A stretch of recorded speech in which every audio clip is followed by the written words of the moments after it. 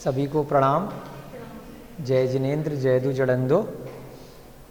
आज हम सब लोग एक बार पुनः तीसरी कक्षा के रूप में पतंजलि विश्वविद्यालय में एकत्रित हुए हैं।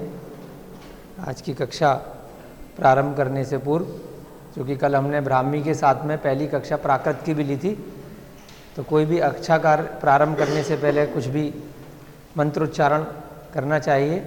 तो प्राकृत का सबसे बड़ा मंत्र, जिसे जैन धर्म में नमोकार मंत्र भी कहा गया है, उसका मंगलाचरण करके हम आज की कक्षा का प्रारंभ करेंगे।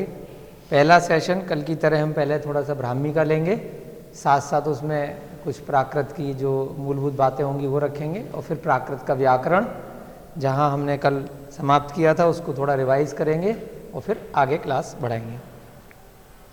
नमो अरिहंताड़म नमो सिद्धाड़म नमो आयरियाड़म नमो उवज्जायाड़म नमो लोए सब साहूड़म। ऐसो पंचडमोकारो सब पावपणासुडो मंगलाड़म च सव्वेसिम पडमम हवै मंगलम पडमम हवै मंगलम। जय बोलिए अनंत सिद्ध परमेष्टि भगवान की, सभी सिद्ध परमात्माओं की, सभी को एक बार पुनः प्रणाम। जय दु जड़ंदो।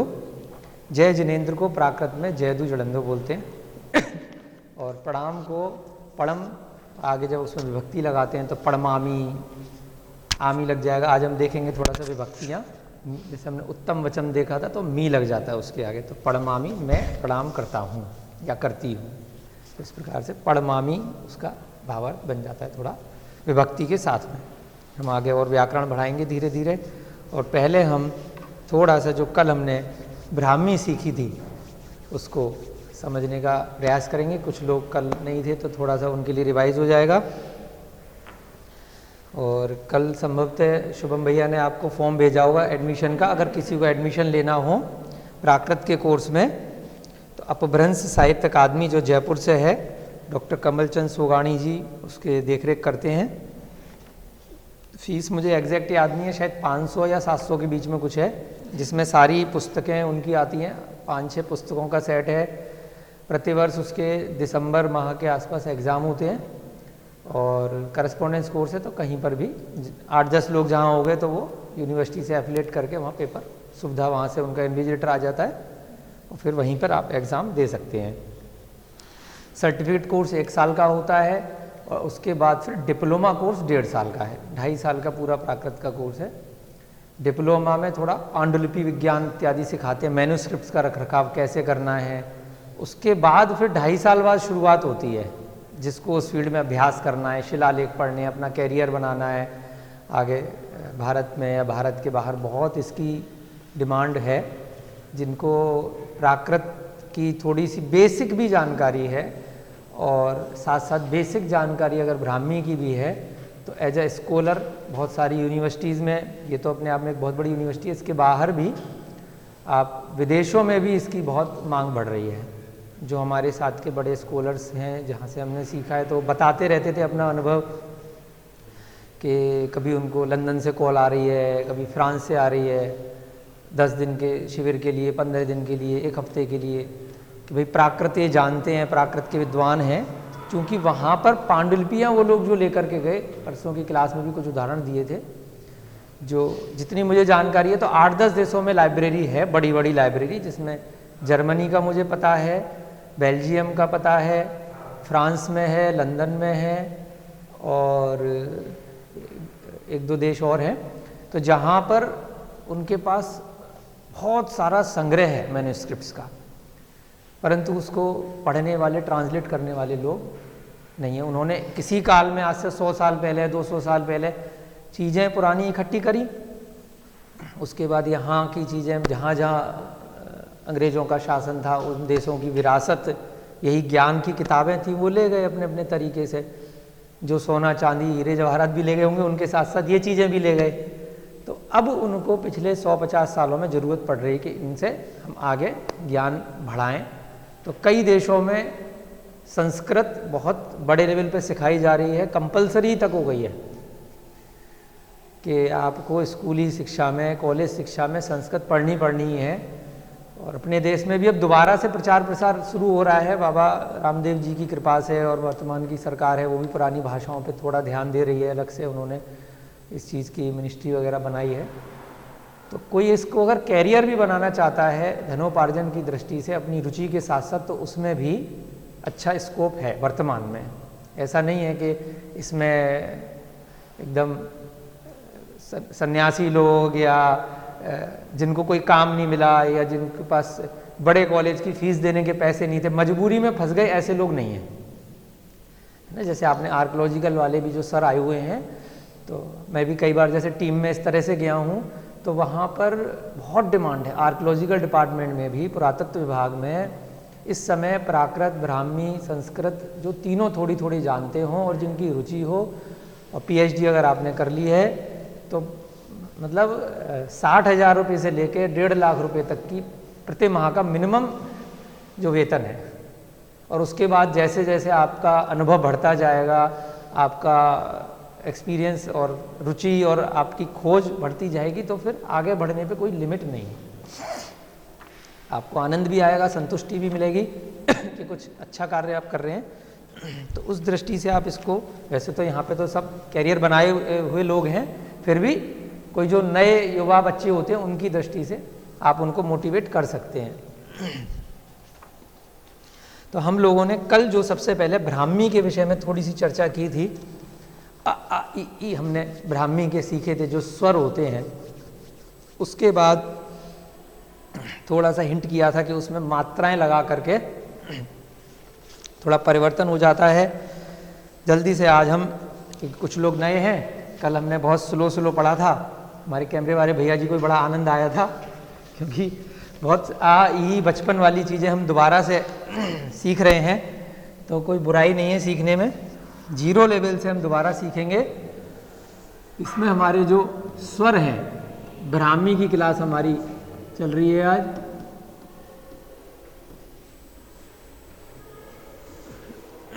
कल हमने ये एक आधा अक्षर और एक पूरा अक्षर, एक तो संयुक्त अक्षर क्षत्रज्ञ को अलग बोलते हैं, एक संयुक्त अक्षर जैसे 1.5 अक्षर आप मान लीजिए कि कुछ आधा है और कुछ पूरा है।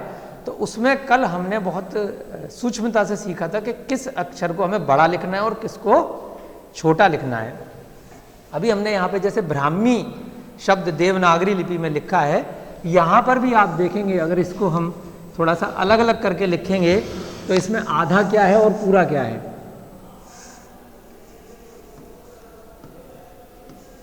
ह आधा है भ्रा मी, म पूरा है। तो कल वाला उदाहरण हम फिर से लेंगे दोबारा से कि ह को हमने बड़ा लिखा है, क्योंकि जो छोटी चीज है जब हम शब्दों की रचना करेंगे तो ऊपर उसको लिखेंगे, और जो बड़ा शब्द, बड़ा अक्षर है वो नीचे चला जाता है, थोड़ा उल्टा हो जाता है, इसीलिए थोड़ा समझने की जरूरत है। तो यहाँ पे हमने ह को तो बड़ा लिखा और म उसके अंदर छोटा हो गया, ब्राह्मी। कल जो मैम हमने रूल बताया था कि छोटा वाला ऊपर पहुंच जाएगा और बड़ा वाला नीचे आएगा, तो हमी में भी यही हो रहा है। ह आधा है और म पूरा है, हमी में ह बड़ा लगा दिया। आधे वाले को हम पूरा लिखेंगे और बड़े वाले को उसके नीचे रख दिया जाएगा। यहां पर भी जो ब्रा है, नीचे जो मात्रा लगाई गई है, रा की मात्रा भी 3 तरीके से लगती है। आपने देखा होगा, जैसे प्रकृति है ना, इरेजर,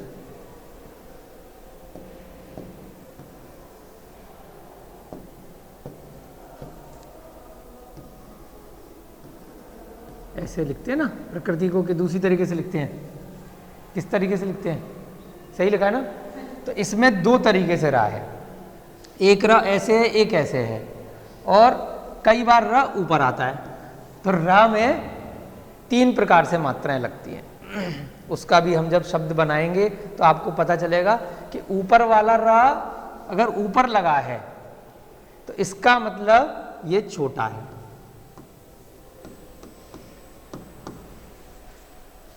छोटे को ऊपर रखेंगे। जहां पर भी छोटा वाला र का उच्चारण आएगा तो आप देखेंगे वो ऊपर आएगा। जी, यहाँ पर दो रह हैं। प्र, हाँ तो यदि हम बात करें स्वर और व्यंजन की दृष्टि से भी हम देखें तो जो री है प्रकृति में वो व्यंजन है ही नहीं, वो तो स्वर है। तो वो वैसे ही स्वर कहाँ है? हो जाता है। स्वर तो जब हम मात्राएं लगाएंगे अ आ इ ई उ वाली, ये तो र एक य र ल व वाला जो अलग शब्द है उसकी मात्राओं में परिवर्तित हो जाता है। प्राकृत की दृष्टि से देखते हैं अभी हम जनरल जनरल बात कर रहे हैं, हिंदी वाली। एक तो थोड़ा सा मैं यहाँ ये पूछना चाह रही थी कि जैसे हम बात कर रहे हैं छोटा और बड़ा, हाँ तो नहीं बैठ के बता दो। इसमें छोटे और बड़े में देखें तो कोई भी अक्षर बड़ा और छोटा ना होकर के जितने भी हमारे कॉन्सोनेंट होते हैं मतलब स्वर और व्यंजनों को हम अलग कर दें, हाँ। कोई भी जो व्यंजन होता है वो अपने आप में अधूरा ही होता है। उसके बाद आ जोड़ करके वो पूरा हो जाता है, केवल ऐसे ही नहीं, कोई भी स्वर जुड़ेगा स्वर जुड़ेगा तब वो पूरा होगा। तो किसी भी वर्ड को छोटा बड़ा बोलना तो थोड़ा लिखने की दृष्टि से कल आप नहीं थे, इसलिए हमें ये चीज़ समझनी जरूरी है कि जब हम ब्राह्मी के अक्षर लिखेंगे, मान लीजिए अभी हम आज अभ्यास करेंगे, एक अक्षर ब्राह्मी का ये है, अब हम देखेंगे क्या है। कल हमने एक अक्षर स्वर वाला देखा था, इस तरह से था। तो कई बार एक के नीचे एक अक्षर लिखा हुआ शिलालेख पे मिलेगा, तो उसको हमें समझने के लिए जैसे लाइन से कुछ अक्षर ऐसे लिखे हैं, इस प्रकार से लिखे हैं, है ना, हमने कल पढ़े थे ना ऐसे कुछ कुछ। तो अगर कहीं पर हमें दिखा शिलालेख में या मैन्युस्क्रिप्ट में कि इसके नीचे ये लग गया मान लीजिए, तो इसको हमें कैसे पढ़ना है, तो उच्चारण की दृष्टि से इसमें आधा क्या है और पूरा क्या है, उसको समझने के लिए ये रूल समझना जरूरी है कि कहीं, अब जैसे अभी बता देते हैं आपको कि र लिखने के लिए ब्राह्मी में इस तरह से प्रयोग होता है, ऐसे ये सांप की तरह से लाइन, ठीक है। अगर ये लाइन हमारे ये हमने अ पढ़ा था कल, इसके ऊपर है तो हमें आधा क्या मानना है, र को। अगर इसके नीचे है तो आधा क्या मानेंगे, आ को। नीचे वाला जो अक्षर होगा वो बड़ा है बोलने की दृष्टि से। अब इसका उच्चारण जब हम करेंगे तो आपको पता चल जाएगा। इसको अब हम थोड़ा अलग अलग करके लिखते हैं, प्रकृति, प्रकृति, तो दोनों में प्र प्र,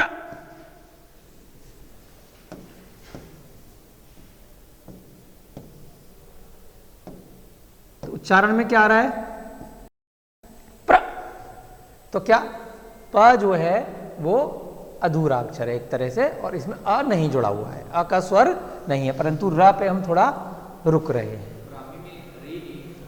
हाँ? र आ रहा है ना इसमें, बुरा री वाला नहीं है, स्वर में री वाला, ऋषि वाला री नहीं है। इसी प्रकार से र का प्रयोग किया जाएगा। ब्राह्मी क्या है, बहुत जो प्राकृत से ब्राह्मी ज्यादा बनी है, तो प्राकृत भाषा प्रकृति की है, उतनी उसमें टिपिकल नहीं है, सरल है बहुत, कि बहुत बोलने में आसान है। इसलिए सा भी हमने देखा था कि 3 में से एक ही सा है, ऋषि वाला री भी नहीं है, बहुत सारे अक्षर उसमें नहीं है। ऐसी इसमें क्र, ये भी का भी आधा है। और कोई आप बताइए जिसमें ऊपर वाला र उड़ता है, आप लोग विद्वान हैं, मुझे तर्क है, तर्क, देखिए तर्क आ गई ना बात, तर्क, तो इसमें किधर जाएगा, समझ में आ गया क्यों आया, आधा वाला ऊपर जाएगा।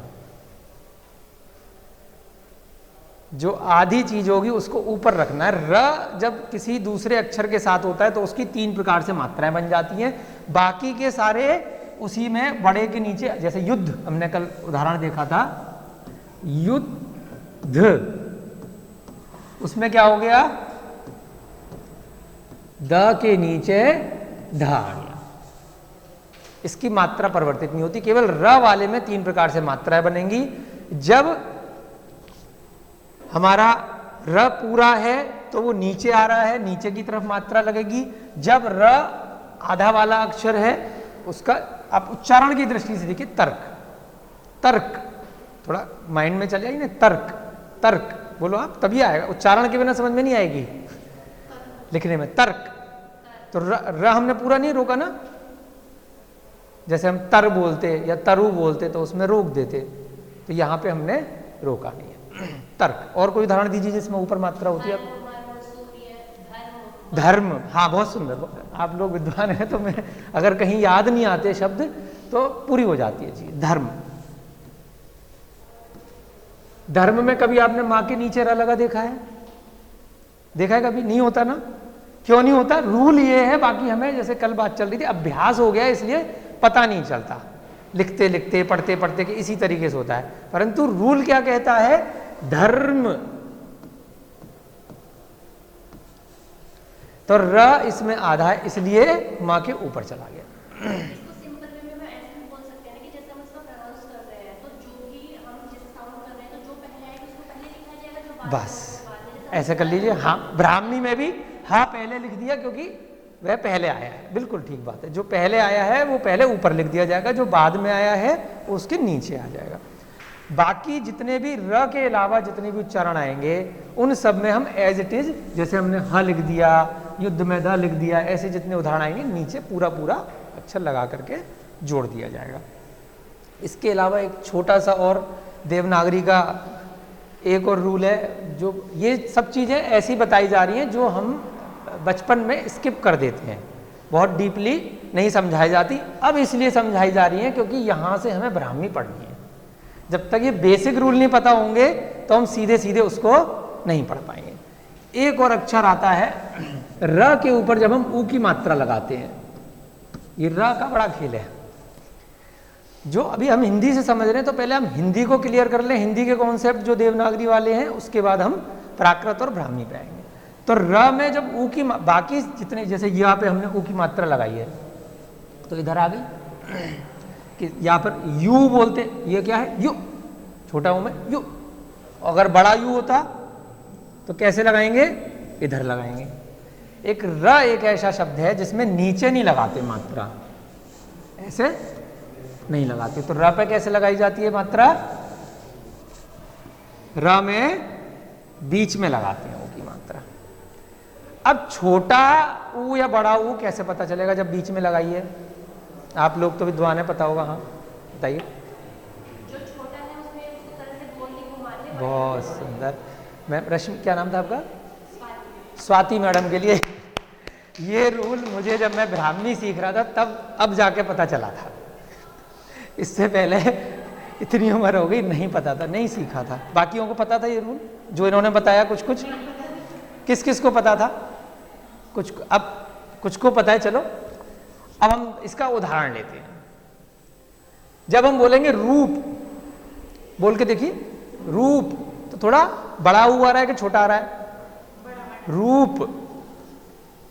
तो उसमें क्या करेंगे? ये गोला बनाएंगे, रूप। जब हम बोलेंगे रुको, बोले बिना नहीं आएगी, सबको बोलना है रुको, रुक। तो छोटा आ रहा है कि बड़ा आ रहा है? छोटा आ रहा है ना, उच्चारण से पता चल रहा है। तो वहां पे क्या करेंगे हम? ये जो गोला था ये नहीं लगेगा, बस इतनी पहचान है। बाकी जितने भी देवनागरी के अक्षर हैं उसमें ऊ और ऊ में या तो बाईं तरफ जाएगी छोटे में और दाईं तरफ जाएगी बड़े में। र वाले में बाईं और दाईं नहीं जाएगी, दाएं पे ही जाएगी। जब छोटा है तो गोला नहीं बनेगा, जब बड़ा है तो बन जाएगा। ऐसी रूपक हो गया है ना, या और भी कुछ शब्द आपको याद आ रहे हो तो? छोटी मात्रा में जैसे चारू, कारू, चारू, चारू, करुणा। करुणा, बहुत अच्छा शब्द बताया, करुणा। आपको उच्चारण में अपने आप आ रहा है कि छोटा ऊ है, करुणा। हम लोग लिख देते हैं गलती से गोला लगा करके हर एक में, परंतु वो व्याकरण की दृष्टि से गलत है। तो अब जब भी हम हिंदी में कुछ भी लिखें तो ध्यान रखना है कि जब छोटे ऊ का उच्चारण आ रहा है र के साथ में तो हमें गोला नहीं लगाना है, और बड़े का आ रहा है जैसे तरु, पेड़ के लिए बोलते हैं ना, तो यहाँ पे तरु, अगर ऊ आ रहा है तो हमें बड़ा लगाना है, अगर ओ आ रहा है तो गोला नहीं लगाना है। ये छोटे छोटे से दो चार रूल हैं, और भी रूल अपने को कुछ नियम ध्यान आते रहेंगे बीच में, तो हम उनको आगे लेंगे। क्या तत्व, तत्व बोल रहे हैं? तरु, तरु में छोटा होता है। हाँ, तो उच्चारण की दृष्टि से जैसे जो बोल रहा है, ठीक है, छोटा कर देते हैं। तरु में जैसा उच्चारण जो बोल रहा है उसके हिसाब से। ब्लू हो गया ये, ब्लू कैसे हो गया? अभी वाइट चल रहा था ना। हाँ, तरु में अगर छोटा आ रहा है तो छोटे पे लगाएंगे, अगर उच्चारण आप जैसा कर रहे हैं उस शब्द का, उस पर डिपेंड करेगा। अनु, तो न वाले में तो नॉर्मली जैसे हम ऊ की मात्रा नीचे लगाएंगे, ना में तो, ना में तो नीचे ही आएगी। र के लिए केवल ये रूल है कि र में दाईं तरफ चलती है, छोटे में बिना गोले के और बड़े में गोले के साथ में। ठीक है, अब इसको मिटा दें। ये बात शुरू हुई थी हमारी ब्राह्मी से।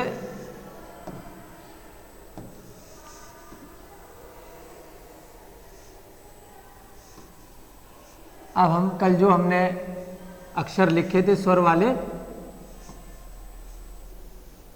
उनको दोबारा लिखेंगे, जिससे रिवाइज भी हो जाएगा, और जो लोग कल नहीं आ पाए थे उनको वो अक्षर पता चल जाएंगे। आप लोग मुझे याद दिलाते रहिएगा। अ के लिए क्या है? त्र की तरह से मान लीजिए, त्र से जो त्रिशूल होता है, या के को हमने मिरर इमेज बना दी तो बन गया अ। उसके बाद हमने लिखा था आ में जैसे हमने यहाँ देवनागरी में आ का डंडा इस प्रकार से खींचते हैं, इसमें बीच में से, मध्य में से लिया जाता है, तो ये बन गया आ। उसके बाद तीसरा अक्षर हमने लिखा था ई, छोटा ई। इसमें ट्रायंगल की तरह से 3 बिंदी बन जाते हैं। उसके बाद है बड़ा ई। बड़े ई में प्रतिशत का जो साइन होता है, परसेंटेज का, उस प्रकार से बनता है। फिर है हमारा ऊ। ऊ के लिए एल जो कैपिटल का थोड़ा सा होता है अंग्रेजी भाषा का, रोमन वाले में, तो वैसे बन जाएगा। उसके बाद है ऊ, बड़ा ऊ। बड़े ऊ में जैसे इसमें हमने दाईं तरफ मात्रा निकाली थी, ऐसे ही इसमें यहाँ पर दाईं तरफ एक लाइन खींच देंगे। उसके बाद है ए को लिखने के लिए त्रिभुज बनाया जाएगा, ट्रायंगल, और आई भी बोलते हैं इसको, आई। इसमें हम ट्रायंगल पे लेफ्ट की तरफ मात्रा निकालेंगे, बाकी सब में इधर निकल रही है मात्रा, आई वाले में हमारी बाईं तरफ मात्रा जा रही है। फिर है ओ को लिखने के लिए हम जो अंग्रेजी भाषा का हम जेड की तरह से लगभग अक्षर बनाएंगे। ओ लिखने के लिए हम बनाएंगे इसी जेड में, हमारा इधर एक मात्रा ये निकल जाएगी।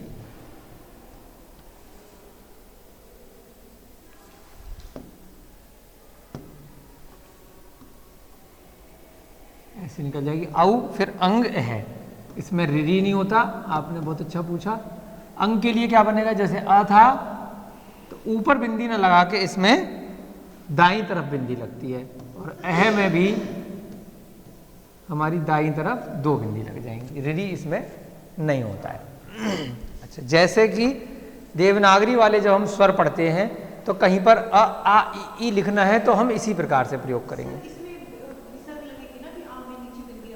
हाँ, इधर लगाने रहेगा, धन्यवाद, भूल गए। अब जैसे देवनागरी के स्वर होते हैं, जब वो व्यंजन पे लग जाते हैं, जैसे क में हमने कु करना है, क के आगे हमने क्या करना है? कु, तो ऊ की ऐसे ऊ नहीं लिखेंगे। अगर कु लिखना है तो ये ऐसे नहीं लिखा जाएगा, इन सब की कुछ ना कुछ मात्राएं बन जाएंगी। तो ऊ की मात्रा लग के क्या बन गया? कु बन गया। ऐसे ही अब अ दोबारा नहीं लिखा जाएगा। जैसे है, किसी का नाम है कविता, कविता, क सीधे सीधे व्यंजन से आ गया, परंतु व के ऊपर जो ई की मात्रा है, ई लिखते भले ही ऐसे हैं देवनागरी में, परंतु इसकी मात्रा इस प्रकार से हमने इसके पहले लगा दी। ऐसे ही त के आगे हमारा उच्चारण स्वर का आ रहा है ता, परंतु आ की मात्रा एक डंडा लगा दिया।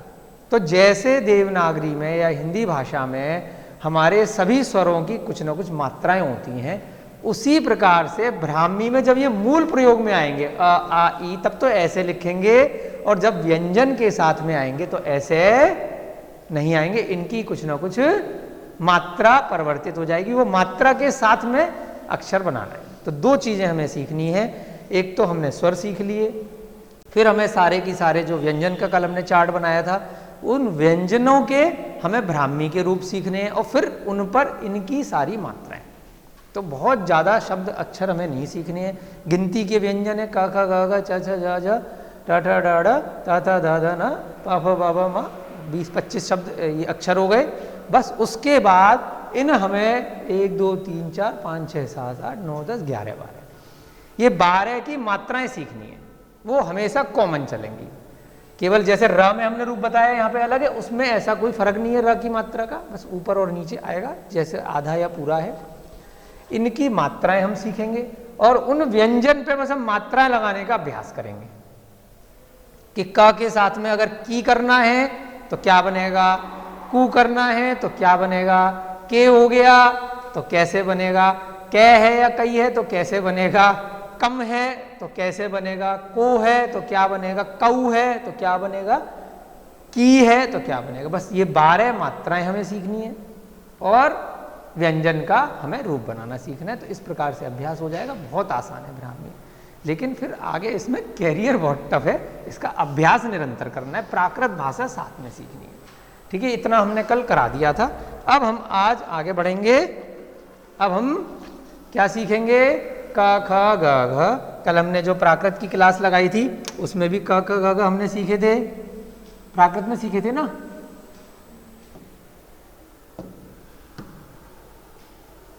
वही वाले क ख ग घ यहाँ पे दोबारा सीखेंगे। और फिर क को हम ब्राह्मी में क्या लिखते हैं, ये सारे आपने कल 8-10 बार लिखे थे, होमवर्क में भी किए ही होंगे, तो याद हो गए होंगे आप लोगों को। हमारे हरिओम भैया ने यहाँ पे लिख के भी दिखाए थे। ये क्या गया,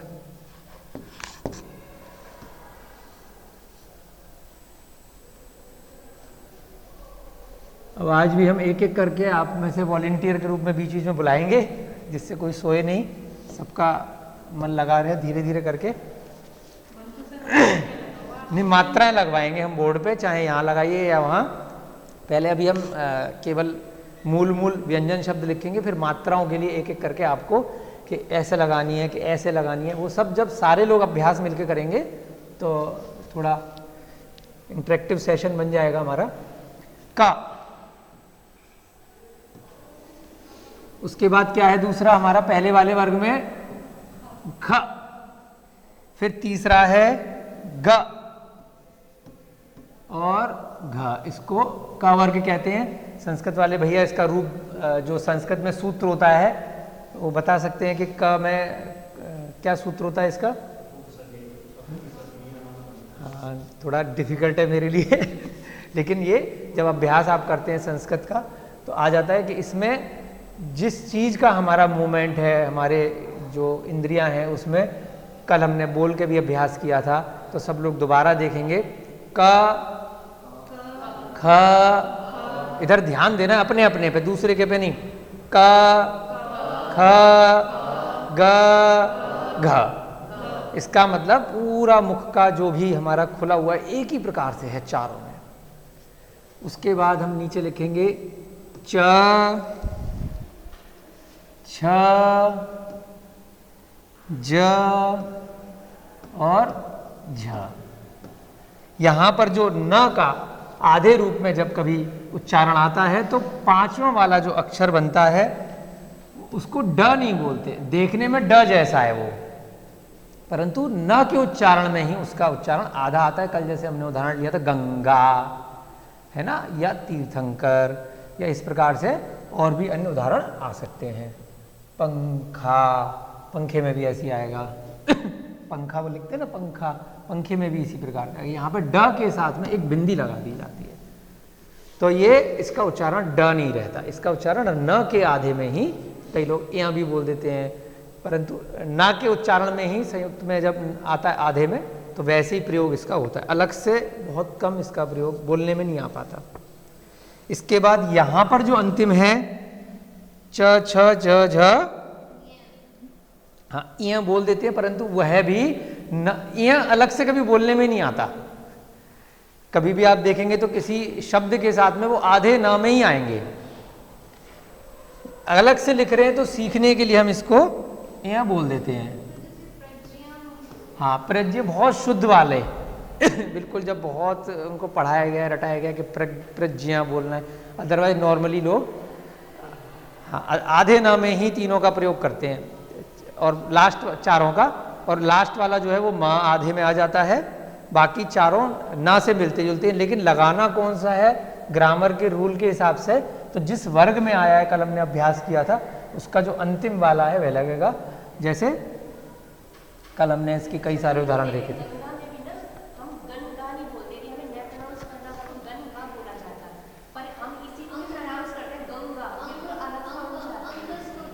अंग, हाँ बहुत शुद्ध वाले तो बहुत अच्छे से करेंगे। जब गनगा नहीं बोलेगा, गंगा बोलेगा, गंगा गंगा, हाँ बिल्कुल, बहुत शुद्धता से जब उसका अभ्यास कराया जाएगा तो हो जाएगा। जैसे अंग है, गंग है या गंगा है ना। अब ख वर्ग में आ रहा है, पंखा है। अब इनको अगर हमें न के साथ में लिखना है, अनुस्वार हटा करके, तो कैसे लिखा था कल हमने, अंग, इस प्रकार से लिखेंगे अंग। क्यों? क्योंकि ग हमारे पहले वर्ग में आ रहा है। गंगा में कैसे लिखेंगे, ग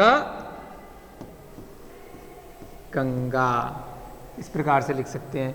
इसके अलावा तीसरा कंघा,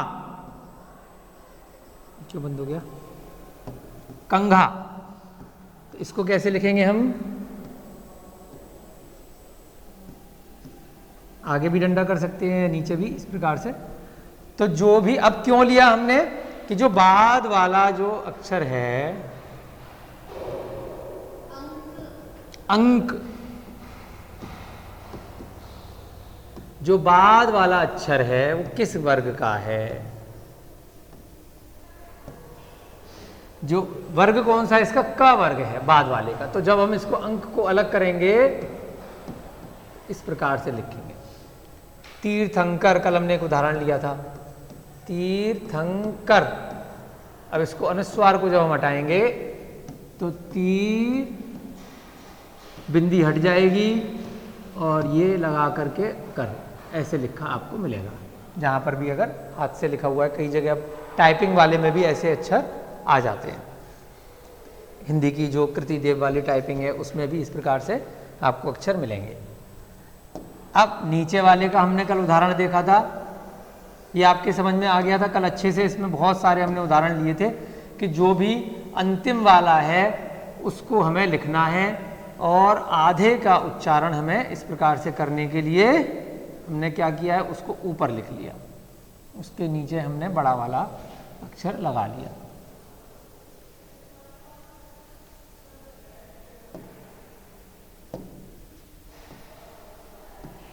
अब इसमें हमने क्या उदाहरण लिखे थे, जैसे चंचा, और कल कई सारे उदाहरण लिए थे,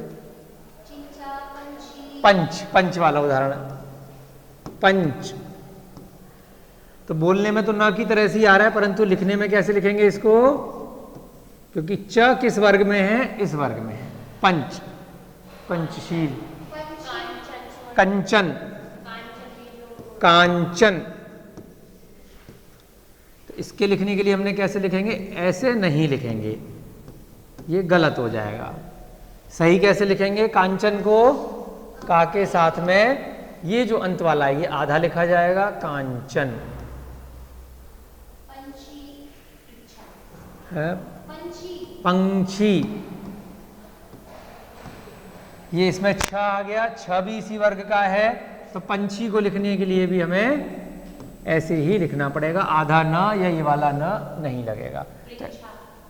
प्रेक्षा,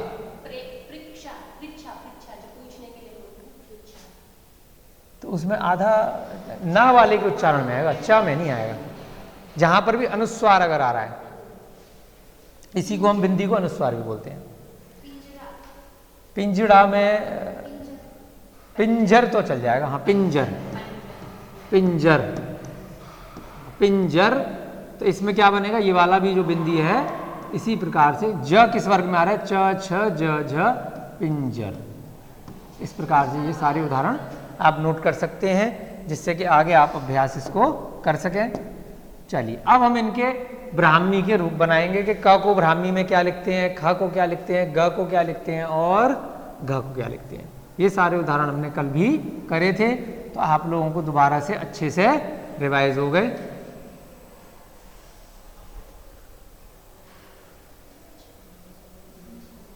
क्योंकि जब तक पिछली कक्षा का रिवीजन नहीं किया जाए तो वो फिर मामला गड़बड़ हो जाता है सीधे, क्योंकि पूरे दिन और इतने क्रियाकलाप रहते हैं, सब चीज़ें, तो रिवाइज करना बहुत ज़रूरी है। चलिए, का साइन बड़ा सिंपल है। ब्राह्मी में जो आपका यहाँ पे जैसे आयुर्वेद का डॉक्टरी का जो साइन चलता था पहले, प्लस का साइन, प्लस या जोड़, ये हो गया का। अब ऐसा कहते हैं विद्वान लोग कि धीरे धीरे, क्योंकि ये पुरानी लिपि है, ये देवनागरी बहुत बाद में आई है, तो इसी को रूप परिवर्तित होते होते होते थोड़ा बहुत फेरबदल होते होते वर्तमान में ऐसी बन गई है।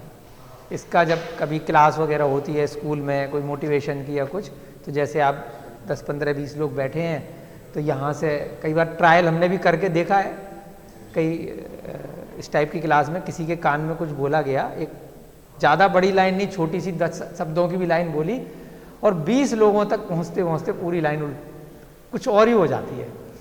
जब उससे पूछा जाता है हाँ भाई क्या बोला था, तो फिर लोग हंसते हैं कि ये तो बोला ही नहीं था। तो जब 10-20 लोगों के कान में गुजरते गुजरते 10 मिनट के अंदर वो पूरी लाइन चेंज हो जाती है। तो इतने सैकड़ों हजारों सालों में हमने एक अक्षर लिखा, उससे पढ़ कर गए, फिर किसी ने लिखा, फिर उसको लिखा गया, फिर उसको लिखा गया, थोड़ा थोड़ा उसमें रूप परिवर्तन होना स्वाभाविक है, ये मनुष्य की प्रवृत्ति है। परंतु फिर वापस आ जाता है, कोई विद्वान लोग फिर से पीछे बैक में आ जाते हैं। अब जैसे 20 लोगों की बात हुई तो फिर ठीक कराई गई उसको कि नहीं, इस बात का मतलब ये नहीं हो सकता। कोई ना कोई लोग फिर बीच की चैन को तोड़ करके वापस आते हैं कि भाई ये नहीं, इसका मतलब हो सकता, मुझे सही लाइन बताओ। तो ऐसे इसी को बोलते हैं रीइंस्टेट करना। जो हिस्ट्री की बात है उसको दोबारा से वहीं वापस जाने का प्रयास करना जो मूल बात चली थी। खाली जो मूल के अलावा जो किसी विद्वान ने बताई, अपने मन से कुछ बताया, उसने कुछ जोड़ दिया, उसने कुछ जोड़ दिया, वो होते होते होते होते चेंज हो गई। लेकिन जो लास्ट में आके किसी के समझ में आई कि भाई ये चीज़ नहीं लग रही मुझे इस चीज़ के रेफरेंस में, तो मैं फिर से खोज करूँगा कि कहाँ से ये बात की शुरुआत हुई थी। तो दोबारा प्रयास होता है, फिर वापस पहुँच जाते हैं। तो ऐसे ही केवल ज्ञान की अवस्था आचार्यों ने बताई है कि अगर कोई चीज़ मिस हो गई है, बीच में गड़बड़ हो गई है, तो अवधि ज्ञान, जो पिछली अवधि में क्या हुआ है, आत्मा के अंदर ऐसे ऐसे ज्ञानों की प्रवृत्ति है। 5 प्रकार के ज्ञान बताए हैं, मति ज्ञान, श्रुत ज्ञान, अवधि ज्ञान, मने परे ज्ञान और केवल ज्ञान। मने परे ज्ञान में दूसरे के मन की बात भी जीव जान लेता है आत्मा से सीधे, और अवधि ज्ञान में भी वर्तमान में इस स्थान के अलावा दूसरे स्थान पर क्या घटित हो रहा है उसको भी जान लेता है, पिछला भी कुछ काल का जान लेता है, और अगला भी भविष्य का भी उस ज्ञान में आ जाता है। ये आत्मा की ज्ञान की तप के माध्यम से अवस्था धीरे धीरे प्रकट होती रहती है। जितना तप करेगा, जितनी उसमें सूक्ष्मता होगी, जितना राग द्वेष कम होगा, जितना मोह कम होगा वस्तुओं के प्रति, जितना परिग्रह कम होगा, धीरे धीरे उस हिसाब से आपको इस भव में नहीं तो फिर अगले भव में, इसमें हम जब आगे पढ़ेंगे तो कुछ ज्ञानावर्णी कर्म होता है, उसका क्षयोपशम होता जाता है। ज्ञान के ऊपर जो आवरण पर्दा लगा हुआ है तो वो छटता जाएगा, सफाई होती जाएगी, तो ज्ञान बढ़ता जाता है। तो वो ऐसे ज्ञानी जीवों का अवतरण होता है जिनको हम बोल देते हैं कि भगवान का, देवता का अवतरण हो गया। तो उनको पहले से क्यों इतना ज्ञान रहता है? क्योंकि पूर्व कर्मों के कारण से उन्होंने जब इस धरा पर दोबारा जन्म लिया तो उनका पूरा की पूरा फालतू चीज़ें छटी हुई आई, इसलिए वो परम ज्ञानी कहलाते हैं। यहाँ पर भी जैसे आचार्य देव हैं, रामकृष्ण जी इत्यादि है, और गुरु महाराज हैं, तो उनका ज्ञान पढ़े लिखे बड़े बड़े डिग्री वालों से भी बहुत 1000 गुना ज़्यादा क्यों है? तप के माध्यम से। उनके अंदर राग द्वेष कम है, परिग्रह की आकांक्षाएं कम है, लालसाएं कम है, मोह कम है, फालतू चीजों का आडंबर कम है। दूसरा कुछ भी देखे कि अरे बहुत बड़ा बना रखा है, लेकिन उनके अंदर नहीं है, तभी ज्ञान ज्यादा बढ़ेगा। ये रूल है, नियम है, जैसे इसके नियम है ऐसे इसके नियम है। ज्ञान बढ़ाना हो, फालतू चीजों से हटते जाओ। जितना हटोगे उतना आत्मा में वास्तविक ज्ञान की प्रवृत्ति होती चली जाएगी, ज्योति की तरह से वह जलती चली जाएगी। जब फालतू चीजें उसमें से आत्मा के चारों तरफ जो कर्मों ने उसको घेर रखा है, तो कर्म जैसे जैसे हटेंगे वैसे वैसे ज्ञान आएगा। तो इसी प्रकार से ये ब्राह्मी है कि ब्राह्मी में हमें वापस जाना है, तो हमें जो और दूसरी जो हमारी सांसारिक इच्छाएं हैं, सांसारिक जो दूसरे आडंबर हैं, उनसे हमारी प्रवृत्ति, हमारी मन की आकांक्षाएं जितना कम होंगी उतना हमें पिछले जो आचार्यों की बातें हैं, ग्रंथों की बातें अच्छे से समझ में आने लगेंगी। अदरवाइज हम अपने उनमें विचार देते रहेंगे, अपना उनमें डालते रहेंगे कुछ ना कुछ, उन्होंने ये कहा होगा, उन्होंने वो कहा होगा।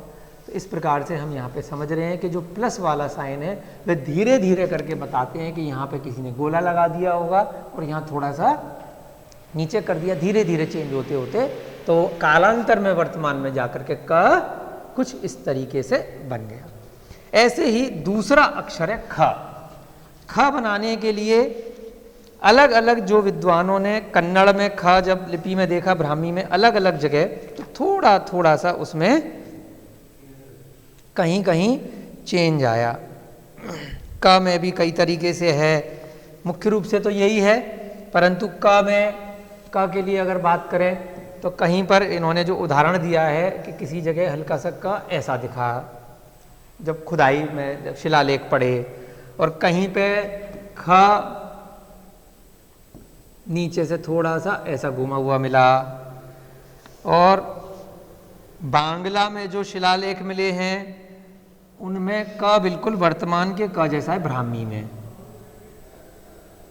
इस प्रकार से ये तीनों वाले, हाँ बिल्कुल धीरे धीरे करके समय के साथ ये बांग्ला में मिले हैं। ऐसा इसमें इन्होंने विद्वानों ने जो ब्राह्मी की पुस्तकें लिखी हैं, तो उन्होंने जो खोज करी, जो बंगाल में इस प्रकार से जो ब्राह्मी की लिपियां मिली हैं, शिलालेख इत्यादि मिले हैं, तो लगभग लगभग वर्तमान जैसा मिल गया। कहीं कहीं ऐसा मिला है, कहीं ऐसा और कहीं इस प्रकार से थोड़ा थोड़ा सा, क्योंकि उसको छैनी हथौड़े अगर आज की दृष्टि से देखा जाए तो खोद करके लिखा जाता था, कील के माध्यम से या कुछ भी औजार से ही तो लिखेंगे पत्थर के ऊपर, तो इसलिए थोड़ा सा रूप परिवर्तन हो सकता है। बिल्कुल एज इट इज जो छपाई में शब्द आ रहे हैं, जरूरी नहीं है वैसे की वैसे अक्षर प्रिंट वाले और पत्थर पे आपको मिले, मिलते जुलते मिलेंगे, आपको पहचानना पड़ेगा आगे आने वाले समय में जब आप इस दिशा में कार्य करना प्रारंभ करेंगे, शिलालेखों की खोज करना, उनको उनका अनुवाद पढ़ना। उसके बाद ख का रूप किस प्रकार से मिलता है, एक गोला मिलता है और गोले पे इस प्रकार से ये लगा हुआ ऐसे मिलता है ज़्यादातर। तो यहाँ पर भी आप देखिए ख में र और व से मिलता जुलता है, तो गोला है और ऐसे मिल जाता है। उसके बाद आते हैं हम ग में हमें इस प्रकार से मिलता है। हमने जो स्वर पढ़े थे अभी थोड़ी देर पहले, तो उसमें हमने ट्राइंगल देखा था, तो ट्राइंगल था ए, नीचे वाली लाइन अगर हटा दी तो क्या बन गया, ग बन गया, और अगर नीचे की लाइन भी है तो क्या था, ए स्वर वाला। उसके बाद हम घ देखेंगे, घ के रूप में थोड़ा सा यू की तरह से है, परंतु ये ऊपर तक नहीं गया है और यहाँ पर बीच में एक सीधी मात्रा आ रही है यहाँ तक, तो ये घ बन जाता है। और ये जो ना का जो आधा रूप है, यहाँ भी बोल देते हैं इसको, ड वाला जो दिखने में है, अगर इसका भी रूप अगर कहीं पर उस वर्ग से अगर ना का उच्चारण अगर आएगा, तो जैसे इस प्रकार से दो लाइन खींची हुई हैं, जैसे आप स्टेपलर लगाते हैं पंच करने के लिए, तो उसकी पिन जो होती है, आप ऐसा कुछ मान लीजिए, या मन में कुछ भी आप पिक्चराइज कर लीजिए, जैसा आपको उदाहरण लेना हो। तो कोई भी अक्षर को अगर पढ़ना हो, तो जैसा जिसके मन में कोई पिक्चर बन रही हो, कोई फोटो बन रही हो, तो उससे आप इमेजिन करने का प्रयास करके लिंक कीजिए, तो जल्दी आपको है अक्षर आपकी मेमोरी में, आपकी स्मरण में आ जाएगा। फिर हम बात करते हैं च की। आज हम कोशिश करके सारे व्यंजनों को लिखेंगे और कल की कक्षा में हमारा मात्राओं को लिख करके उसका अभ्यास प्रारंभ हो जाएगा। एकदम से है तो बहुत सरल, लिखने को एक ही दिन में सारा करा दिया जाए फिर ओवर हो जाएगा, फिर हम उसको अभ्यास के बिना फिर आगे कंटिन्यू नहीं कर पाएंगे। तो बहुत स्लो चल रहे हैं, साथ में और इधर उधर की बातें भी हम इसीलिए कर रहे हैं जिससे कि मन लगा रहे हैं। च, ये भी बहुत सिंपल है। च लिंक करने के लिए आप इसको, जो अंग्रेजी में हम डी लिखते हैं, स्मॉल वाला, छोटा वाला डी, तो उससे मिलता जुलता हमारा बन जाता है च के लिए, चम्मच वाले च के लिए। फिर छड़ी वाला जो छ होता है उसमें हम एक गोला बनाते हैं और ऊपर से नीचे तक लाइन आ जाती है क्रॉस करती हुई, तो ये छ बन गया। फिर ज बनाने के लिए कई लोग ई इंग्लिश में इस प्रकार से भी लिखते हैं, या दो सी बना दिए, ये हमारा बन गया ज। झ बनाने के लिए जैसे हम हिंदी में देवनागरी में प बनाते हैं, तो उल्ट इस तरफ मिरर इमेज बन गई पा की, हैंडपंप की तरह थोड़ा सा। और यहाँ जो हमने कंचन वाला आधा न देखा था, तो अगर वो पूरा न यहाँ होगा तो उसके लिए बनेगी थोड़ा, ये गया है ऊपर, ये इधर नीचे गया है और साथ में इधर लेफ्ट भी है। ये थोड़ा सा कठिन है बनाने के लिए, याद रखना है। ताकि थोड़ी मिरर इमेज है और ऊपर बाईं तरफ मात्रा गई है, ये पाकी मिरर इमेज है झ में। तो इसको आप लिखिए और धीरे धीरे 2-2, 4-4 बार लिखिएगा तो अभ्यास हो जाएगा।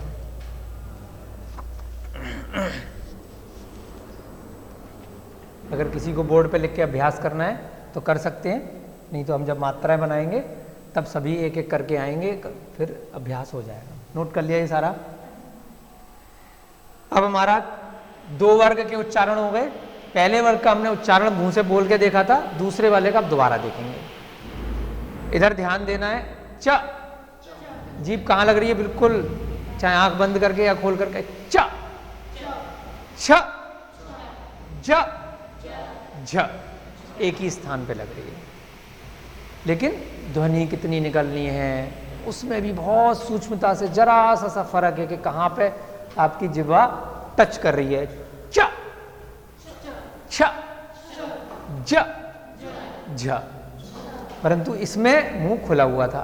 क, ख, ग, घ, तो इसीलिए इन चारों अक्षरों को एक वर्ग में लिया गया, क्योंकि उसमें एक तरह से उसका उच्चारण हमारे मुख में हो पा रहा है। हाँ, तालू पे लग रहा है एक ही जगह, च, छ, ज, झ। अब हम अगला वाला वर्ग देखेंगे।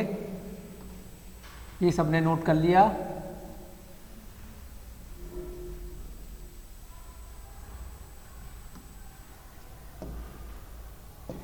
चलिए, तीसरा वर्ग क्या है? ट, ठ, फिर ड, उसके बाद ढ और लास्ट में ण। अब अपना उच्चारण करके देखेंगे फिर से एक बार। ट, थोड़ा गोल घूम करके जा रही है जीभ ऊपर। ट, है ना, ध्यान दिया ना। ट, ठ, ड, ढ। जा तो तालू पे रही है, यहां पर भी तालू पे जा रही थी, यहां थोड़ा तालू आगे की तरफ जा रही थी, इसमें बिल्कुल ऊपर जा रही है और थोड़ा घूम भी रही है। ट, ठ, ड, ढ। अब इसमें ये वाला राणा लग रहा है, तो कुछ उदाहरण जैसे हमने इसके किए थे आधे वाले, तो इसके भी हम कुछ ले लेते हैं जिसमें ये वाला ण आता है। कल हमने लिए थे उदाहरण, बताइए। हाँ? क्या कल लिखवाए थे? कल वाली कॉपी में भी देख सकते हैं, कल लिखवाए थे ना इसके उदाहरण हमने। डंडा, बिल्कुल ठीक। डंडा, अंडा, घंटा, घंटा। अब देखिए आ तो उच्चारण आधे ना का ही रहा है, परंतु बाद में क्या है, टा है, डा है या डा है ना।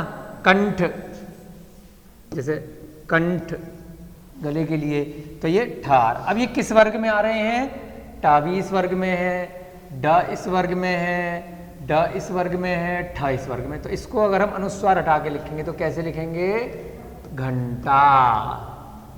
इसको कैसे लिखेंगे, डंडा, अंडा, कंठ। यहां पर हम दूसरा वाला आधा ना ऐसे प्रयोग नहीं करेंगे, ना ही ये वाला करेंगे और ना ही ये वाला करेंगे। ये तीनों ना गलत है। क्यों हमने इसका आधा वाला लिया, क्योंकि इस वर्ग का इनमें बाद वाला जो अक्षर आ रहा है, ट आ रहा है, ठ आ रहा है, ड आ रहा है या ढ आ रहा है। तो इसलिए जो व्याकरण का नियम है उसके हिसाब से हमने जो अंत में अड़ा आ रहा है उसको बोलने में तो अब न हो गया, अलग से बोलेंगे तो अड़ा बोल देते हैं, परंतु जब अब यहाँ डड़ डा नहीं बोल रहे, बोलने में वो इन तीनों का न का आधा ही ज्यादातर प्रयोग में आता है, दणडा नहीं बोलने में आता, ऐसी घंटा नहीं आता, घंटा ही बोलने में आ रहा है जब आधा बन जाता है। तो ये नियम है, इसको भी हमने कल समझा था, दोबारा से रिवाइज हो गया तो आपको पक्का हो गया। अब ये नियम मिटा दें। अरे बहुत जनरल बात कर रहा हूं मैं, जनरल पब्लिक की। कंठ हल्का सा ना आ रहा है तो इसीलिए वो लोग ना नहीं लगते। आ तो अड़े की रही है, बहुत ध्यान देके करेंगे, आनी तो उसी तरह से चाहिए। डंडा, डंडा ना बहुत, जैसे स तीन प्रकार के स हैं, तो जनरल पब्लिक को एकदम बहुत सूक्ष्मता से सिखाना पड़ता है बच्चे को कि तीन प्रकार के श के उच्चारण अलग हैं। ऐसे इन सबके उच्चारण तो अलग हैं बहुत सूक्ष्मता से, जैसे हरियाणा और हरियाणा। हाँ हड़ा, और कोई ना भी बोल देगा, हरियाणा ना भी हो जाता है, अड़मो नमो, तो थोड़ा सा अलग है उच्चारण। अभी हम लिपि के माध्यम से लिखने में देख रहे हैं कि लिखने में, लेखनी में हमें कैसे कौन सा अक्षर कहाँ पे लेना है। चलिए अब टा को क्या लिखेंगे ब्राह्मी में, सी। जो हमारा अंग्रेजी वाला जो रोमन लिपि का सी है वो बन गया टा। तो ये पहले ऐसे लिखा जाता था, धीरे धीरे करके इसके ऊपर डंडा लग गया, तो वही वर्तमान में टा बन गया देवनागरी का। उसके बाद ठ, ठ भी गोला, इसमें बस ऊपर डंडा लग गया बाद में, जैसे इसमें डंडा लग गया तो टा बन गया, इसमें ठ बन गया धीरे धीरे इतने हजारों सालों में। उसके बाद ड, ड में थोड़ा सा सीढ़ी, जो स्टेयर्स होती है सीढ़ी की तरह से है ड। उसके बाद ढ, ढ आज भी बिल्कुल वैसा ही है, ये ऐसे गोल बस घूमता हुआ है, उसमें सीधे सीधे है, और ये थोड़ा सा घुमाव देकर अगर कर दिया तो ये बन गया ढ।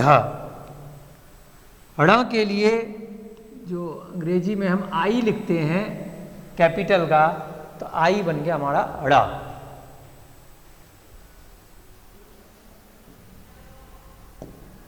ये आपने नीचे वाला लिख ही लिया है, इसको मिटा देते हैं। ट ठ ड ढ ण। अब इसके बाद हम करेंगे त थ द ध न,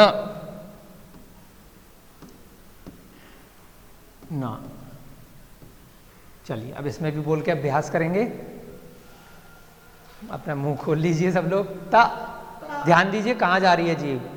त, थ, द, ध, चारों में एक ही जगह जा रही है ना, दांत के पीछे की तरफ। त थ द ध, त थ द ध, चारों में एक जैसा, इसलिए इसको एक वर्ग में ले लिया। तो अब इसमें भी न का हम कुछ उदाहरण कर लेते हैं।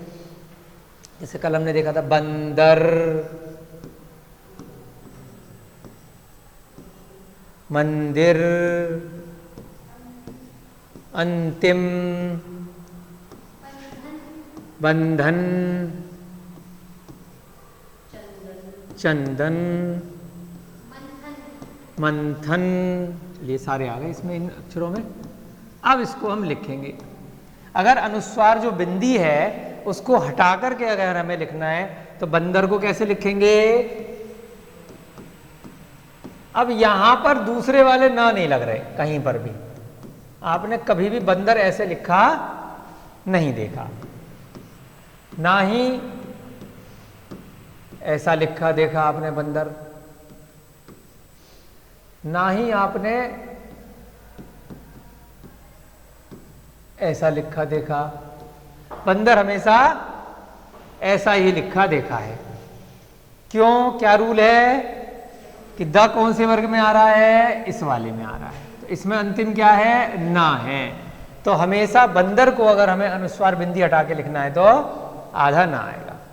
सेम चीज अंतिम, ता किस में आ रहा है? इस वर्ग में आ रहा है। तो अंतिम को हम कैसे लिखेंगे? अंतिम, आधा ना। मंथन को कैसे लिखेंगे? मंथन, आधा ना। बंधन को कैसे लिखेंगे? बंधन। ऐसे ही मंदिर। बाकी के कोई से भी ना प्रयोग में नहीं आ रहे। तो ये छोटे छोटे से नियम है, हमें रिवाइज होते जा रहे हैं। जितना ज़्यादा हम आगे बढ़ते जा रहे हैं वो चीज़ हमारी और पक्की होती जा रही है। तो जीवन में आप कभी इसको, अब इस नियम को इस कक्षा के बाद नहीं भूलेंगे। आप कुछ पूछ रहे हैं? हाँ, आधा ना है तो वह ऊपर चला जाएगा। बस आपने पकड़ लिया। जो आधा वाला है, जो पहले आया है आधा है, वो ऊपर जाएगा, है ना, और ये नीचे आ जाएगा। हमेशा ही ऐसा होगा हर लिपि में ही। तो ये रूल, क्योंकि हमें ब्राह्मी आगे आनी है तो पहले इसका रूल तो ढंग से समझ लें, उसके बाद हम ब्राह्मी पे जाएंगे। तो इसीलिए ये वाला ना ऊपर आ जाएगा, त नीचे हो जाएगा। ये ना ऊपर आ जाएगा, ध नीचे हो जाएगा। तो उससे हमें पता चल जाएगा कि इसमें क्या उच्चारण है। ठीक है, ता था धा धा ना लिख ले। अब हम ये उदाहरण आपके समझ में आ गए। अंतिम, मंथन, मंदिर, मंथन, बंधन, अंतिम, बंधन, मंदिर, ये सारे आपको समझ में अच्छे से आ गए। यहाँ पे हमने क्यों न लिया है। अब हम देखेंगे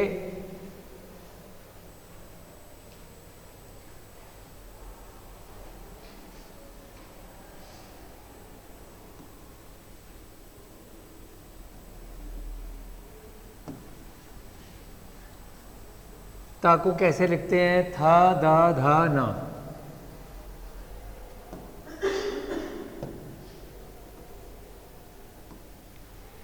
ता को लिखने के लिए ये जैसे एक स्टैंड टाइप का है इसमें, या उल्टा वाई कह सकते हैं कि वाई को उल्टा बना दिया तो ता बन गया।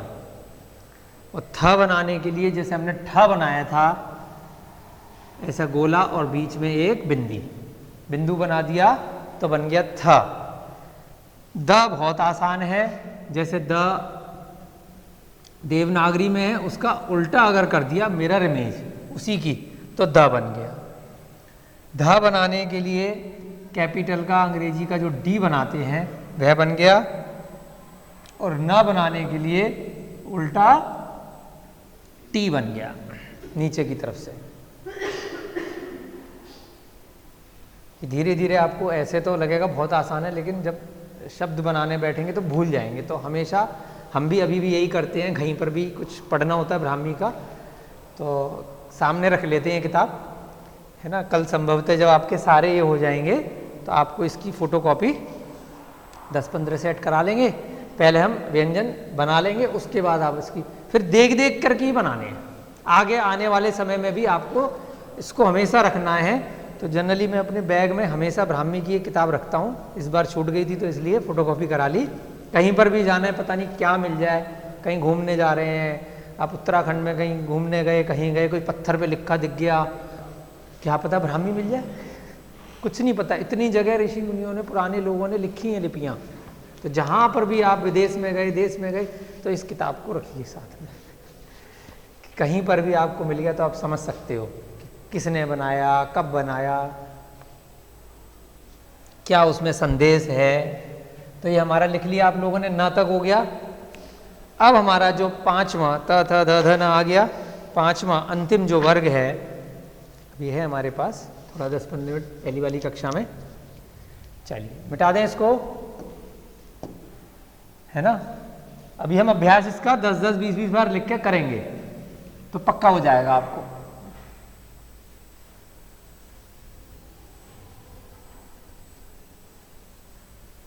चलिए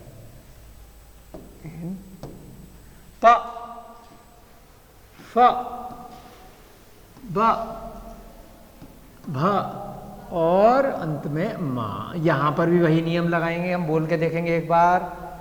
प, ध्यान देना है बोलते हुए अपने मुंह के ऊपर।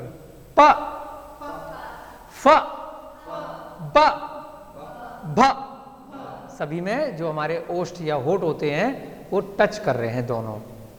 प, फ, ब, भ, म, इसमें मां में भी ओष्ठ टच करता है। अब यहां पर जो अंतिम वाला मां है वही नियम चलेगा कि लग तो अनुस्वार जाएगा, परंतु जब उसको अलग करेंगे तो वह है पंप, कंपन, और कुछ और उदाहरण दीजिए आप। संपन्न, संभावना, बिंदी, बिंब,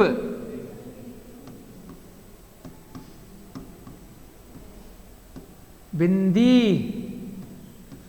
अच्छा वो तो ना आ गया, फिर भी हम देख लेते हैं कि उसमें देखिए यहां पर जब हमने बिंदी लिखा देखने में एक जैसा है, इसका उच्चारण ना में आ रहा है, बिंदी नहीं बोल रहे इसको, बिंदी बोल रहे हैं, बिंदी। और यहां पर देखने में एक जैसा है परंतु क्या बोल रहे हैं, बिंब। ऑटोमेटिकली उच्चारण वही आ रहा है मां का। क्यों आ रहा है, क्योंकि बा है, बा किस वर्ग का है तो उसमें अंत में मां है। द किस वर्ग का है, उसमें अंत में ना है, तो उसको हम बिंदी बोल रहे हैं। और यहां पे हम जैसे बिंदु, बिंब, बिम्ब, यहां पर हम क्या लिखेंगे, संभावना। मां का ही उच्चारण आ रहा है बाय डिफॉल्ट। सन भावना नहीं बोलने में आ रहा, सन भावना क्या आ रहा है, संभावना। क्यों, भा मां वाले वर्ग में है। संपन्न, प इस वर्ग में है। पंप, मां आ रहा है, पंप। पनप तो नहीं बोलते ना, पनप कभी नहीं सुना, पनप। कंपन, तो इसको अगर हम अलग अलग करेंगे तो कैसे लिखेंगे, कंपन, पंप। यहां पे कभी भी आप ऐसे नहीं देखेंगे ये वाला ना लगा हुआ या ऐसे लगा हुआ, सब जगह आप अगर करेंगे तो ये मां ही आएगा, पंप है। गुम्फन, गुम्फन, तो ऑटोमेटिकली मां का ही उच्चारण आ रहा है। कभी हमने पहले ध्यान नहीं दिया होगा इस चीज पर, परंतु आप कितने भी शब्द पढ़ लेंगे हिंदी वर्णमाला के, जहां पर भी इन वर्ग पर बिंदी के बाद कुछ भी वर्ण आएगा तो उसका उच्चारण मां ही आएगा। उसके अलावा कोई जबरदस्ती बनाने को बोले ना कि उच्चारण में, तो वो सही नहीं है व्याकरण की दृष्टि से। मां में ही उसका उच्चारण बनेगा, ठीक है। इस प्रकार से अब हम प, फ, ब, भ, म को ब्राह्मी में देखेंगे। जिसको ये उदाहरण नोट करने हैं वो कर सकते हैं। पंप है, कंपन है, या जो भी आपके मन में आ रहे होंगे, या आगे आप जब भी कभी कोई कथानक पढ़ें तो उसमें आपको तुरंत ध्यान जाएगा, हाँ बात तो सही है, यही बात तो हमने पढ़ी थी। हर जगह आपको फिर ध्यान दृष्टि आपकी उसी प्रकार से जाने लगेगी।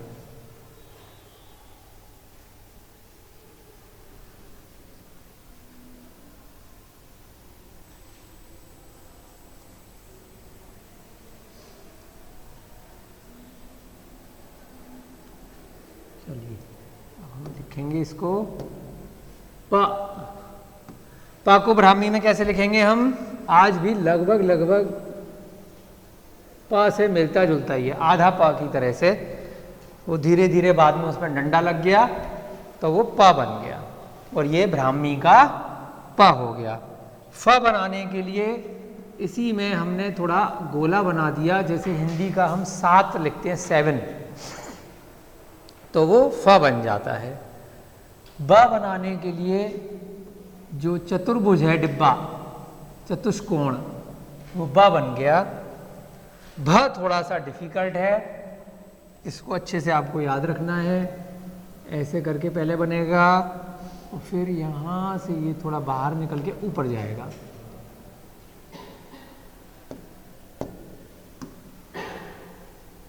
ऐसा इसमें आपको याद रखना है।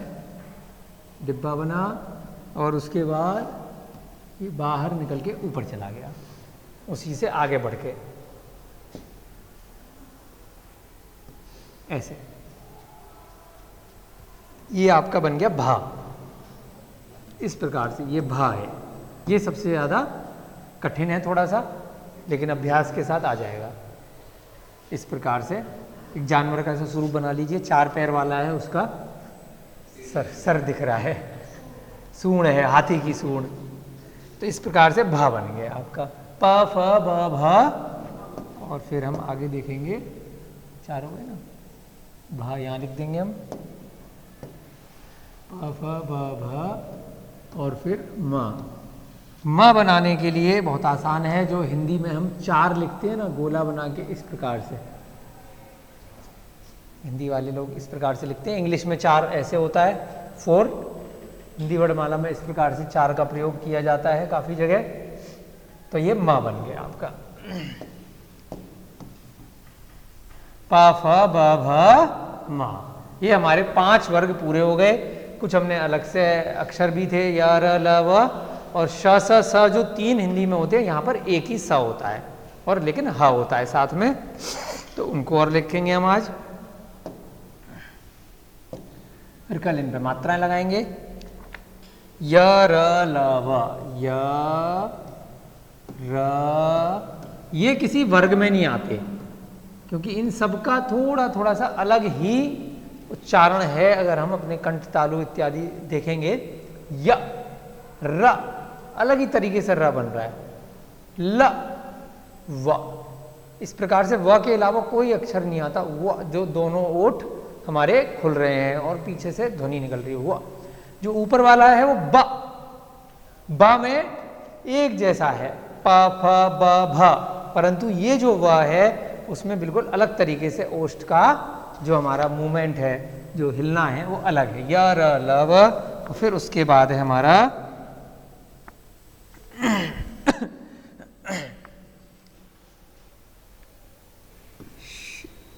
प्राकृत की अगर दृष्टि से देखेंगे तो प्राकृत में एक ही सा है, परंतु यहाँ सिखाने के लिए कुछ विद्वानों ने, कि वर्तमान में भी हमने बताया कि आपको संस्कृत से भी ब्राह्मी आप बना सकते हैं, तो कुछ अक्षर इसमें बनाए गए हैं। क्योंकि प्राकृत पुरानी है, परंतु आपका नाम में अगर ये वाला श आ रहा है, आपको ब्राह्मी लिखनी है, तो कुछ अक्षर इन श स स के भी प्राप्त होते हैं। जो प्राचीन है, जो प्राकृत वाली ब्राह्मी है, उसमें ये वाला श नहीं मिलेगा, एक ही स का प्रयोग किया जाएगा। आपको अभी अपना नाम को ब्राह्मी में लिखना है तो फिर कैसे लिखोगे अगर श आ रहा है किसी का नाम? तो यहाँ पर इसमें श, अभी सीखने के लिए हमें तीनों वाले श सीखने हैं। श, स और ह, ये हमारे 4 अक्षर और आ जाएंगे। जगह कम है तो पहले हम इन चारों को लिख लेंगे। इनका उच्चारण तो आपको पता ही है, थोड़ा थोड़ा सा अलग होता है तीनों सा में। इसको सड़क वाला बोल देते हैं, ये षटकोण वाला हो जाता है, ये शलगम वाला हो जाता है। इस प्रकार से थोड़ा सा, पहले हम, जगह नहीं है तो इसको मिटा देते हैं, पहले इन चारों का लिखेंगे, फिर नीचे वाले 4 ऊपर लिख लेंगे। ठीक है। या, तो या को लिखने के लिए सीधे एक लाइन और हल्का सा राउंड देते हुए ये लाइन आएगी। सीधी लाइन थी, उल्टा टी हमने देखा था, अभी उल्टा टी है न के लिए, और हल्का सा घुमाव देते हुए त्रिशूल की तरह से अगर है नीचे उल्टा त्रिशूल, तो यह बन गया।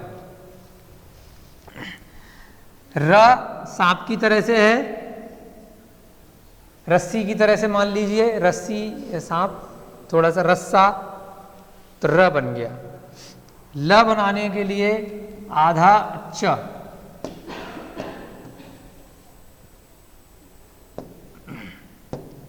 थोड़ा सा च की तरह से बनेगा, ऊपर तक ले गए उसको लेकिन थोड़ा सा, तो ये बन गया ल। व बनाने के लिए गोले के ऊपर लाइन खींच दी। अगर क्रॉस करते हुए हमने लाइन बनाई थी नीचे तक तो 6 था, और खाली गोला छोड़ दिया था तो वो ठ हो गया था। और खाली ये जो हिंदी का ठ है ऊपर का हमने बस लाइन नहीं खींची है, तो ठ व बन गया एक तरह से यहाँ पर। उसके बाद है हमारा 3 प्रकार के श, और फिर अंत में ह। ये आपने नोट कर लिया है तो मिटा दूं ऊपर का, प फ ब भ,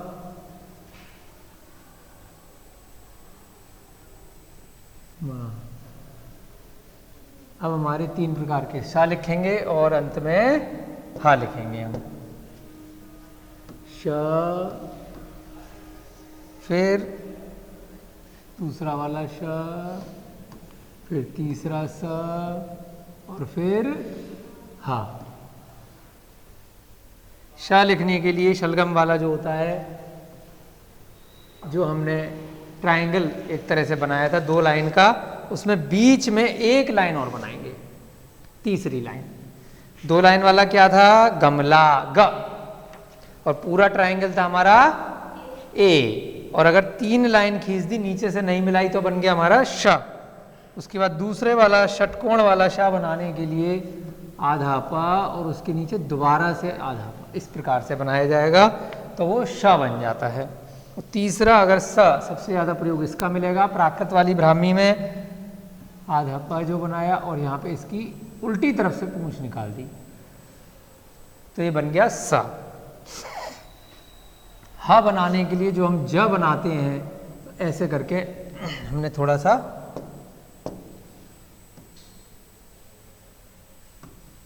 ज आधे की तरह से बन जाता है ये। हा, इस प्रकार से हमने ये सारे की सारे व्यंजन वाले जो शब्द हैं, अक्षर हैं, ब्राह्मी लिपि में बनाने सीख लिए आज। अगर नए शिलालेख कोई बनाए होंगे जब से संस्कृत वगैरह में इनका प्रयोग हुआ है तो मिल जाएंगे। प्राकृत वाले जो शिलालेख हैं उनमें नहीं मिल रहे, क्योंकि प्राकृत में एक ही प्रकार का स का प्रयोग किया गया है। संस्कृत भी प्राचीन भाषा है, तो शिलालेखों में अगर संस्कृत का प्रयोग है, आपको अभी अपना शिलालेख नया बनाना है, कुछ भी या कोई पत्थर पे लिखना है तो आप बना सकते हैं। तो उपयोग कहीं ना कहीं मैन्युस्क्रिप्ट वगैरह पे इनका मिला है, क्योंकि मैन्युस्क्रिप्ट्स में संस्कृत की भी मैन्युस्क्रिप्ट्स बहुत मिलती हैं, संस्कृत की, प्राकृत की, कन्नड़ की, अलग अलग भाषाओं में मिलती हैं, तो इसलिए वहाँ पर इनका प्रयोग है। तो संभवतः वहीं से विद्वानों ने जो ये ब्राह्मी की पुस्तक बनाई है तो उसमें इनका प्रयोग किया गया है।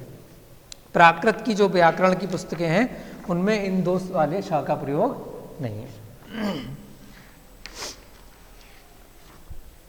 और प्राकृत के अंदर भी कल हम उदाहरण ले रहे थे, तो शौरसेनी और अर्धमागधी और महाराष्ट्री 3 प्रकार से हैं। तो अर्धमागधी के अंदर न का प्रयोग किया जाता है, शौरसेनी में न का प्रयोग भी नहीं होता, अणा, जो हरियाणा वाला अणा है, अड़मो वाला अणा है, उसी का ज़्यादा प्रयोग है।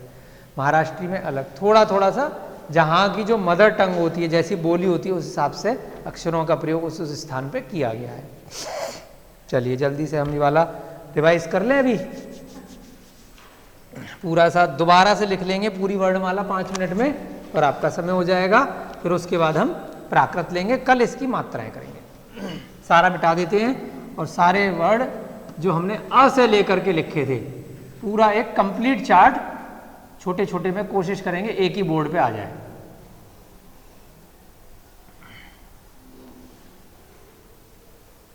स्वर भी और व्यंजन भी सारे एक ही पेपर पे आ जाए, ऐसी कोशिश करते हैं। नहीं होगी तो अगले में ले लेंगे, ठीक है।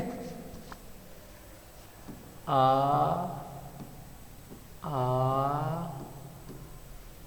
ई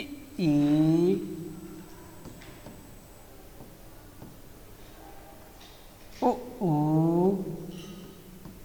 आप लोगों का हमारा सबका रिवाइज भी हो जाएगा एक साथ, और एक पेपर पे ही पूरी कंप्लीट चीज़ भी आ जाएगी।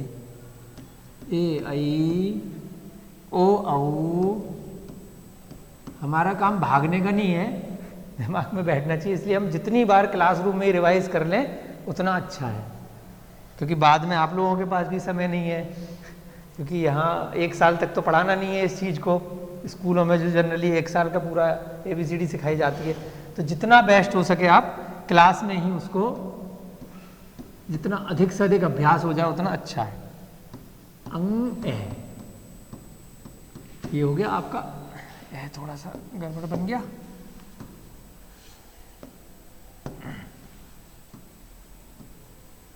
जी, अब हमने कैसे बनाया था, के की तरीके से। आ कैसे बनाया था, इसमें लाइन खींच दी थी। ई कैसे बनाया था, 3 बिंदी कर दी थी। ई वाले में हमने प्रतिशत का सा साइन बनाया था। ऊ में कैपिटल का एल, ऊ में हमने ऐसे एक मात्रा लगाई। ए में ट्रायंगल हो गया। आई में ट्रायंगल के साथ में लेफ्ट पे मात्रा लगा दी। ओ में जेड की तरह से हो गया। औ में जेड पे हमने इधर एक मात्रा लगा दी। अंग में जैसे आ बनाया था उस पे बिंदी हो गई, और ए में आ बना के 2 बिंदी हो गई। इस प्रकार से इतने ही स्वर ब्राह्मी में प्रयोग में आते हैं। उसके बाद हम व्यंजन पे आएंगे। क, ख, ग, घ और ये ड़ वाला, ये आ गया। अब इसमें हमने देखा था क के लिए प्लस वाला साइन, ख के लिए थोड़ा सा ये रस्सी ऐसे घुमा हुआ खरगोश की तरह से, ग में ट्रायंगल, घ में इस प्रकार से बना करके ये लाइन आ गई बीच में। इस वाले ड में पिन की तरह से आ गया, या जो भी आपको माइंड में पिक्चर चल रही हो आप अपने हिसाब से उसको बना सकते हैं। च, छ, ज, झ, और उसके बाद ये वाला यहाँ। च कैसे बनाया था, स्मॉल वाला डी की तरह से। छ हमने बनाया था गोला बना के ऊपर से क्रॉस करती हुई लाइन। ज के लिए से सी 2 बार बना दिए, और झ में हमने उल्टा वाला प बना दिया। ये बनाने में थोड़ा त उल्टा और यहाँ से मात्रा निकाली है। ठीक है, हमारे 2 वर्ड हो गए। उसके बाद तीसरा यहीं पे बनाएंगे हम।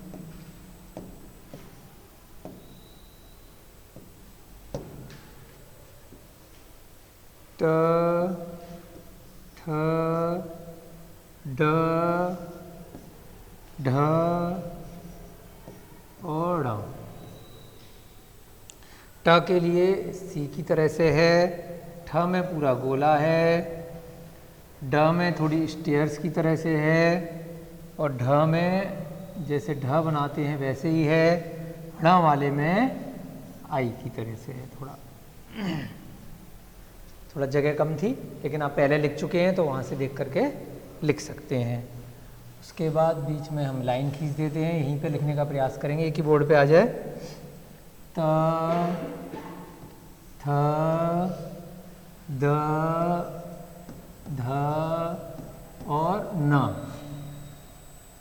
त के लिए से एक स्टैंड सा बन गया हमारा। थ वाले में हमने गोला बना के बिंदी बनाई है। द में हम उल्टा द बना देंगे। ध बनाने के लिए पूरा डी बन जाएगा, डी की तरह से।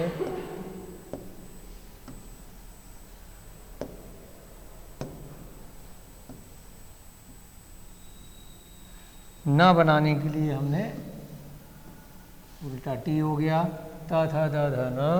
फिर हमारा है प फ ब भ म। प फ ब भ और अंत में म। प के लिए आधा प की तरह से। फ में इसी को थोड़ा सा हमने घुमा दिया जो हिंदी का 7 की तरह से है। ब में हमने डिब्बा बना दिया। भ में थोड़ा सा ये हाथी की सूंड की तरह से बना दिया। म में हमने 4 की तरह से लिया था। प फ ब भ म। फिर हमारा है य, र, ल और व। य के लिए थोड़ा सा नीचे से घुमा है। र पे रस्सी है।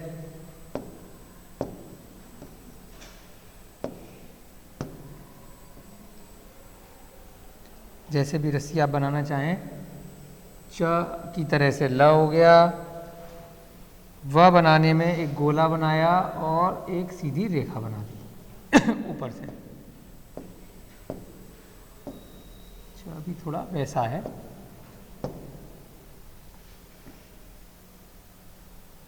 इस प्रकार से थोड़ा। उसके बाद हमारा अंत में 4 अक्षर और हैं। श श स ह, श श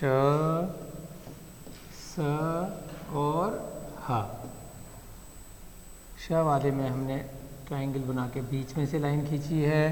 श में एक आधा प, फिर दूसरा, इस प्रकार से निकाला है। थोड़ा सा ये छोटा है।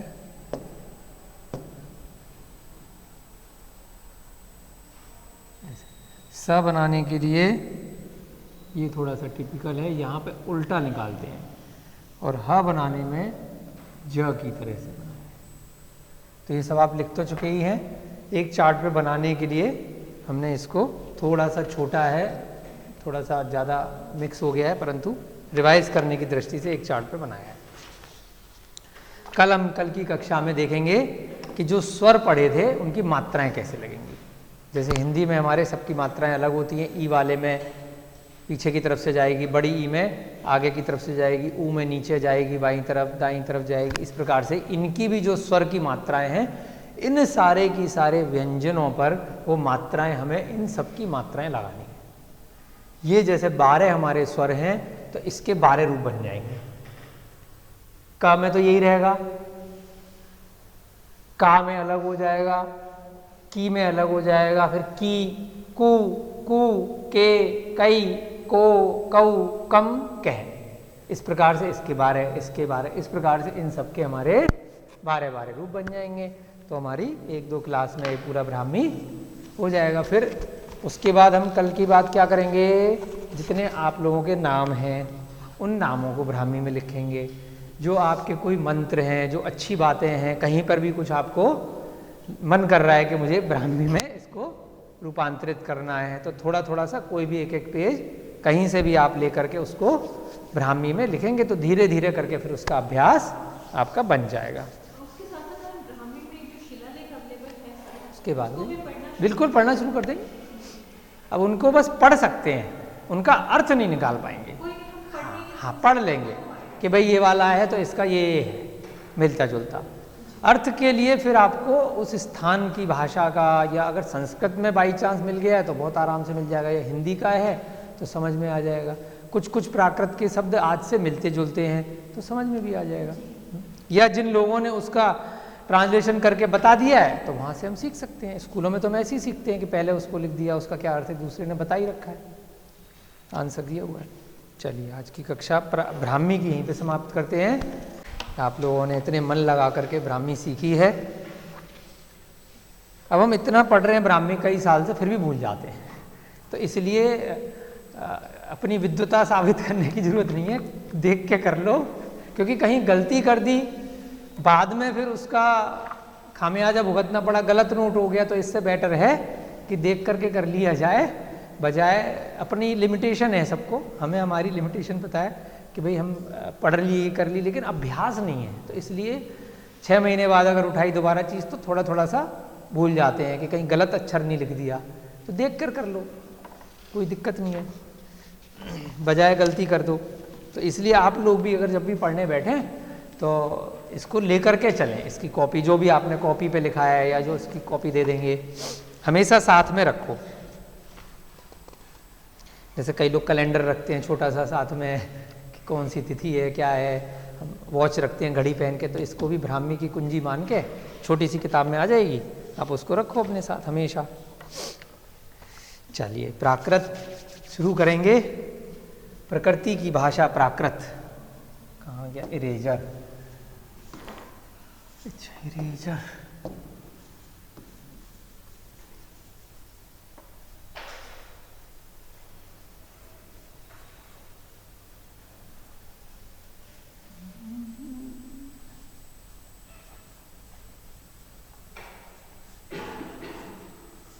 तो कल कुछ लोग नहीं आए थे तो उनके लिए बता देते हैं कि कल हमने प्राकृत की क्लास प्रारंभ की थी थोड़ी थोड़ी सी, और उसमें ये सारे उच्चारण जो आज ब्राह्मी में रिपीट करे हैं क ख ग घ, ये हमने ऑलरेडी कल प्राकृत में किए थे।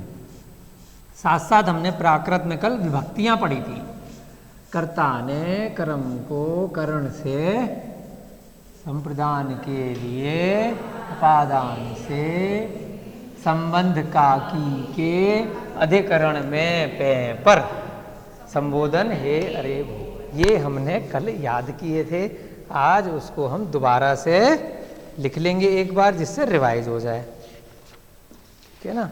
और प्राकृत के कल हमने वर्णमाला लिखी थी, जैसे यहाँ पे वर्णमाला लिखी है ऐसे ही हमने प्राकृत की वर्णमाला लिखी थी, और हमने विभक्तियाँ देखी थी। तो दोबारा से पहले प्राकृत की वर्णमाला, कल वाला रिवाइज करेंगे हम। प्राकृत की वर्णमाला कि कौन कौन से वर्णों का प्रयोग प्राकृत में किया जाता है, उसका हमने इतिहास भी देखा था कि पुरानी भाषा है, कहाँ कहाँ इसका प्रयोग मिलता है। थोड़ा सा रिपीट कर लेंगे उन बातों को भी। तो इसमें स्वर कैसे आते हैं प्राकृत में? आ ई ऊ और ए, क्या हुआ, ए और ओ। प्राकृत में दूसरा वाला ए का प्रयोग भी नहीं है, और औ अंग है, ये सारी चीजें नहीं मिलती। मतलब अंग तो मिलेगा अनुस्वार के रूप में, बिंदी लगा करके व्यंजनों के साथ में, परंतु स्वर में इतने ही स्वर लिए गए, रिरी वाला इसमें नहीं होता है। उसके बाद इसमें जो व्यंजन है, व्यंजन यहाँ पर भी अगर हम देखेंगे तो कल हमने उदाहरण लिया था, इसको अगर लिखेंगे तो कैसे लिखेंगे, क्योंकि ज कौन से वर्ग में आ रहा है, च छ ज झ, तो इस वाले में हम व्यंजन को इस प्रकार से लिखते हैं। इसमें कौन कौन से आएंगे, वही सारे हैं, क ख ग घ, अंत में येड़ा, फिर च छ। यहाँ पे हम लिपि नहीं सीख रहे, सीधे देवनागरी से प्राकृत सीख रहे हैं, ठीक है। च छ ज झ, और ये दूसरा वाला आपका आ गया यहाँ, फिर ट ठ ड ढ और ण, प, इसके बाद त थ द ध न, प फ ब भ म। कल जो लोग नहीं आए थे उनके लिए हम दोबारा बना रहे हैं, और बाकी जो आए थे उनके लिए रिवाइज कर रहे हैं। व्यंजन के अलावा हमने देखा था प्राकृत में य र ल व, स तीनों में से केवल एक होता है, ये महत्वपूर्ण है, जिसके लिए पूरा चार्ट बनाया है। एक ही प्रकार के स का प्रयोग होगा, और ह भी होगा, और अनुस्वार में जो सिंगल बिंदी है और चंद्र बिंदी है, ये दोनों का प्रयोग प्राकृत में मिलता है।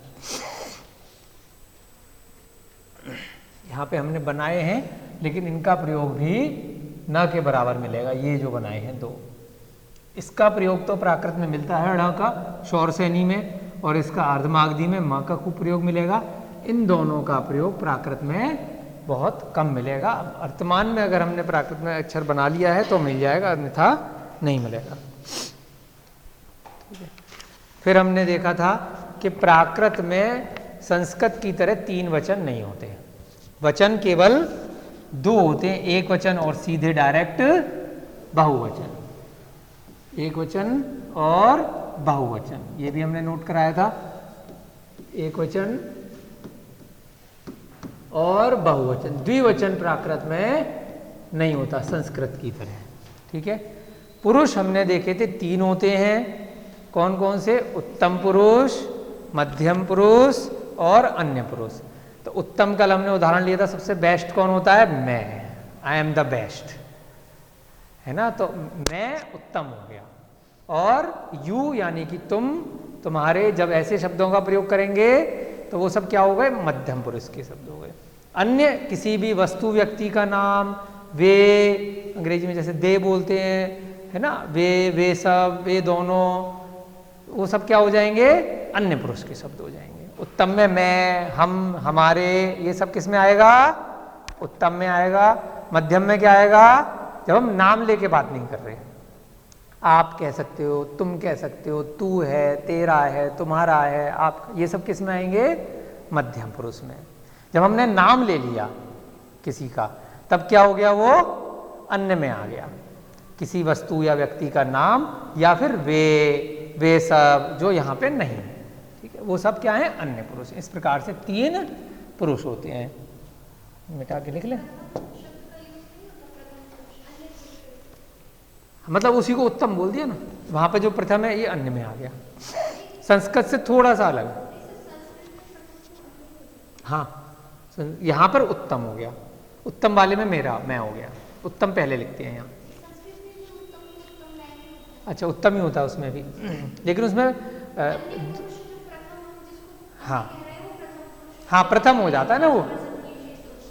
हाँ हाँ, यहाँ पर भी वही लगभग वही है, नामों का फर्क है बस। तो यहाँ पे समझने के लिए हमें 3 प्रकार से समझना है। ये नोट कर लिया आप लोगों ने जो कल नहीं आए थे। कौन कौन से 3 पुरुष हैं प्राकृत में? उत्तम, मध्यम और अन्य, ठीक है। वचन है, इसमें जो वचन में महत्वपूर्ण है, वचन में द्विवचन नहीं है, 2 वाले को भी बहुवचन में ही लिया जाएगा।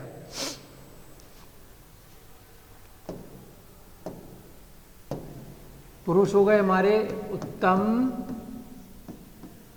मध्यम और अन्य।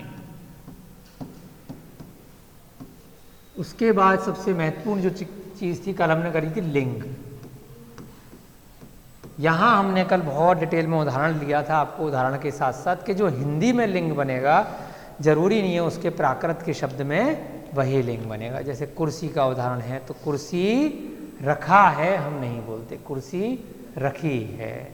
पेन रखा है, वस्त्र रखा है, घड़ी रखी है। तो किसी को तो हमने ई की उच्चारण में ले लिया और किसी को हमने पुरुष जैसे पुल्लिंग की तरह से ले लिया। राम जाता है, सीता जाती है। यहाँ तो मनुष्य है तो आपने तुरंत भेद कर लिया कि सीता लड़की होगी, राम लड़का होगा।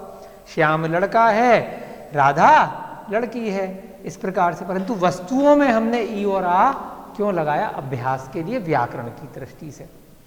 तो अब यहीं पर हमें बार बार कल भी हमने फोकस किया था, फिर से रिवाइज करेंगे कि जरूरी नहीं है कि जैसे बोर्ड है, बोर्ड रखा है, तो बोर्ड का जब हम प्राकृत शब्द लेंगे तो जरूरी नहीं है वह प्राकृत वाला भी पुल्लिंग में ही आए।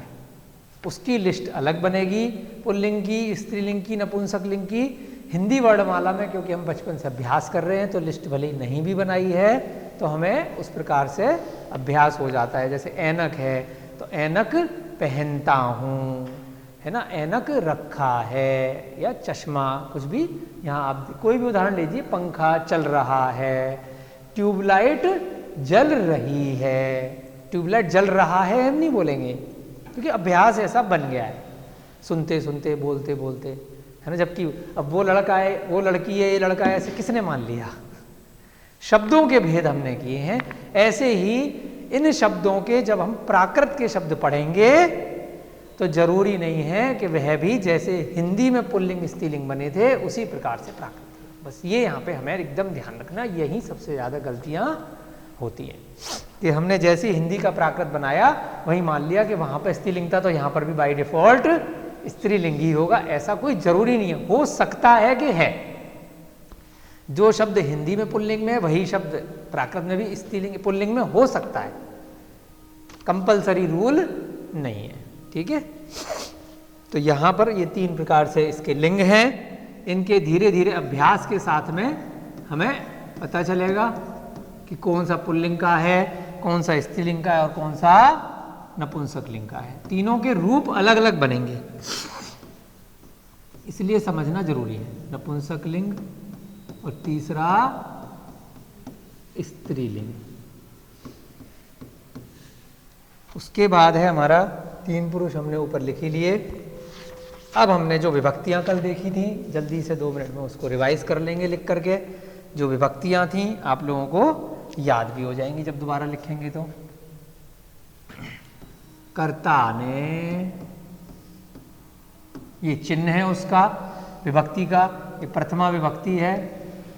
ये जो प्रथमा शब्द है ये प्राकृत का शब्द नहीं है। ये जितने भी अभी हमने शब्द लिखे हैं प्राकृत, ये प्राकृत का शब्द नहीं है।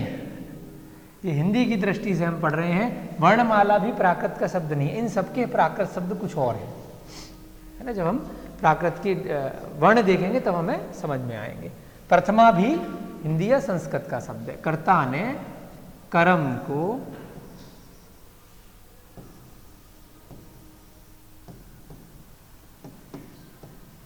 तीसरा है हमारा करण से, द्वारा, द्वारा के अर्थ में जब से आएगा। चौथा है हमारा कर्ता ने कर्म को करण से अपादान के लिए